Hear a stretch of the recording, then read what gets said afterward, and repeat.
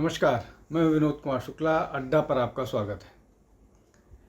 इस देश में फेडरलिज्म को लेकर के गाहे बेगाहे चर्चा होती रहती है कि इस देश का फेडरल स्ट्रक्चर को कॉम्प्रोमाइज़ किया जा रहा है, विशेष रूप से जब केंद्र सरकार और प्रदेश सरकारों के रिश्तों की बात होती है तो इस तरह के आरोप प्रत्यारोप चलते रहते हैं।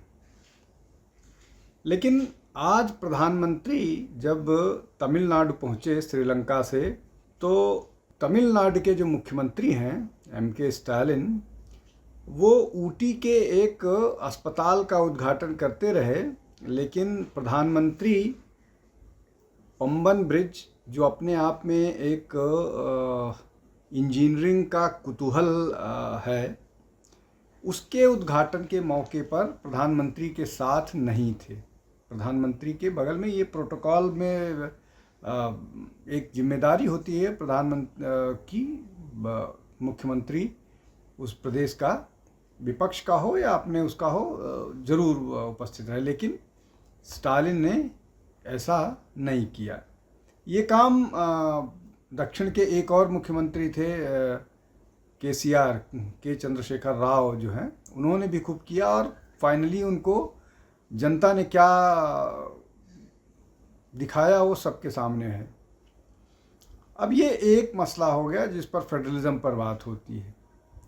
दूसरा मसला है वो ये कि प्रधानमंत्री ने तमिलनाडु में लगभग पंबन ब्रिज के अलावा 8,000 करोड़ रुपए की और योजनाओं का उद्घाटन किया है।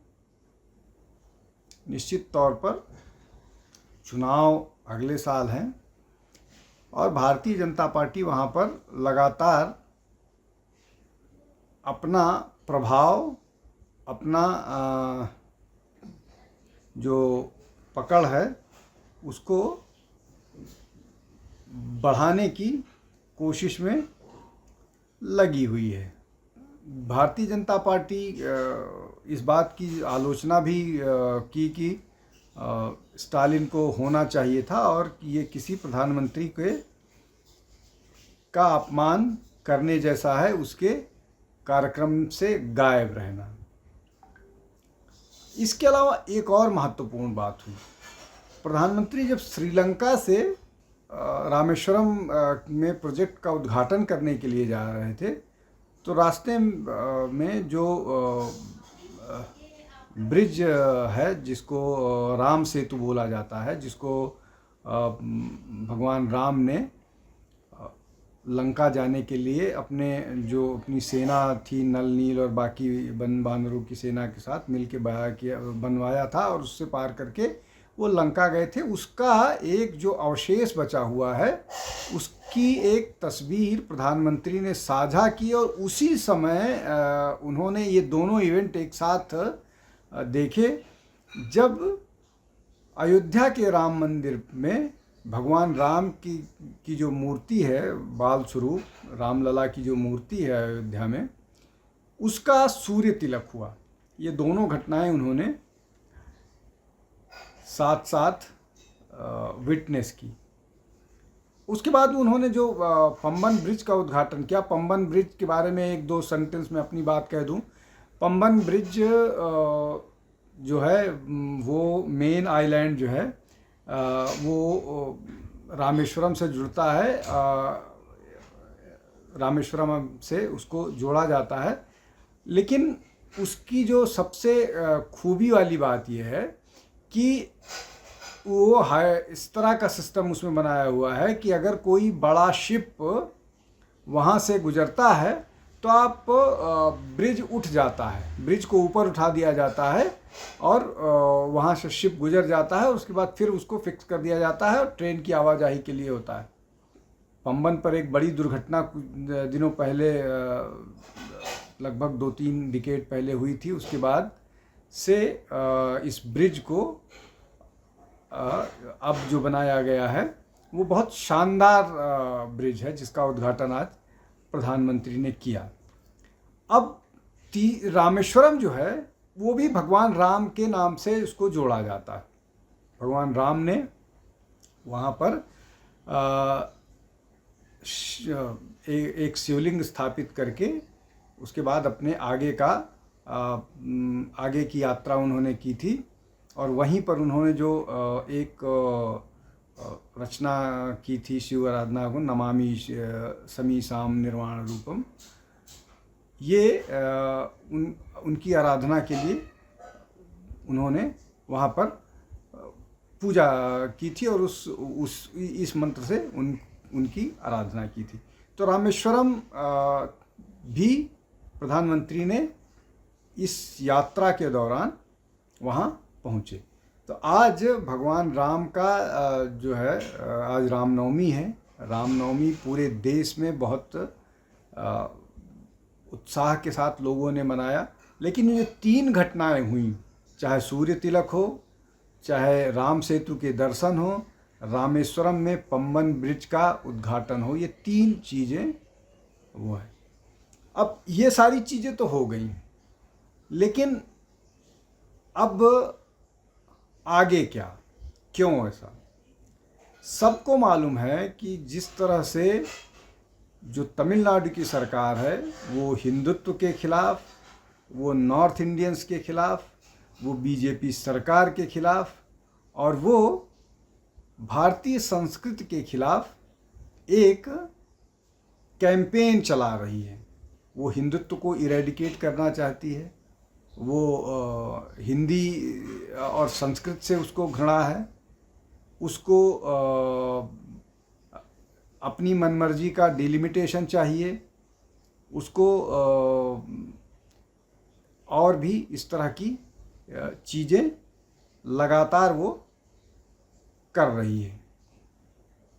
अब भाजपा के पास क्या विकल्प है? भाजपा लगातार कोशिश कर रही है कि वो किसी तरह से दक्षिण में अपने पैर पसार पाए, लेकिन सारे प्रयासों के बावजूद तेलंगाना और कर्नाटक को छोड़ करके वो बहुत ज़्यादा कामयाबी उसको कहीं नहीं मिली। पिछले चुनाव में जब लोकसभा के चुनाव हुए थे तो उसमें सारे प्रयासों के बावजूद भारतीय जनता पार्टी अपना वोट शेयर 3% से 13-12% तक तो ले आ जा पाई, लेकिन कोई सीट नहीं जीत पाई।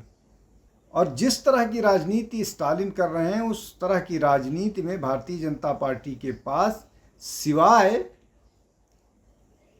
सत्ता से हटाने के अलावा वहाँ चीज़ों को दुरुस्त करने के लिए, मतलब तमिलनाडु में चीज़ों को व्यवस्थित करने के लिए स्टालिन की डीएमके को और स्टालिन को मुख्यमंत्री पद से हटाने के अलावा और कोई दूसरा चारा नहीं। और ये संभव तब है जब भारतीय जनता पार्टी वहाँ पर या अपने दम पर या अलायंस के साथ मिलके सरकार बनाए और डीएमके को हराए। अपने दम पर भारतीय जनता पार्टी की संभावनाओं का अभी दूर दूर तक कोई इशारा या कोई संभावना नज़र नहीं आ रही, लेकिन प्रयास तो करने पड़ेंगे। अब अगर पंबन ब्रिज के उद्घाटन, इसलिए कि अगर 1 साल बाद 1.25 साल बाद चुनाव होने जा रहे हैं, तो इस दौरान पंबन पुल से गुजरने वालों के लिए, इसलिए कि वो बहुत बड़ा टूरिस्ट डेस्टिनेशन भी होने वाला है, लोग उस पर टूरिस्ट की तरह से जाएंगे और वापस आएंगे, वो एक टूरिज़्म का भी वो केंद्र बनने वाला है। तो पंबन ब्रिज पर लोग यात्रा करेंगे, एक प्लस ये जो 8,000 करोड़ की योजनाओं का उद्घाटन किया गया है, इनके प्रभाव भी दिखने शुरू होंगे। प्लस भारतीय जनता पार्टी ने अपने आइडियोलॉजिकल स्टैंड में परिवर्तन करते हुए तमिलनाडु में अलायंस के साथ काम करने की योजना पर बात करना शुरू किया है और उस दिशा में कुछ प्रगति होती हुई दिख रही है। इसको भी स्पष्ट भारतीय जनता पार्टी ने कर दिया कि के अन्नामलाई को किसी भी तौर पर भारतीय जनता पार्टी ना निग्लेक्ट करेगी, ना उनको कमज़ोर करेगी, ना उनको ह्यूमिलिएट करेगी। तो ये जो पूरा का पूरा मामला है रामेश्वरम में, जो प्रधानमंत्री ने आज इनॉग्रेट किया, और प्रधानमंत्री ने न केवल इनॉग्रेट किया बल्कि प्रधानमंत्री ने जो तमिलनाडु की सरकार है उस तमिलनाडु की सरकार को आलोचना भी की, उसको आईना भी दिखाया। जब वो Pamban bridge Rameswaram to mainland जो है से जोड़ती है, तो ये लगभग 100 साल पुराना था ब्रिज। अभी वो उसको फिर से एक बार नया बनाया गया है और वो अपने आप में एक अद्भुत इंजीनियरिंग का नमूना है। लेकिन कुल मिलाकर के जो प्रधानमंत्री ने अपनी वहाँ की यात्रा के दौरान जिस तरह से डीएमके पर मतलब डीएमके की बखिया उधेड़ी कह लीजिए, वो अपने आप में ये भी बताता है कि भारतीय जनता पार्टी इस बार तमिलनाडु के चुनाव को बहुत मजबूती के साथ लड़ने की योजना पर काम कर रही है।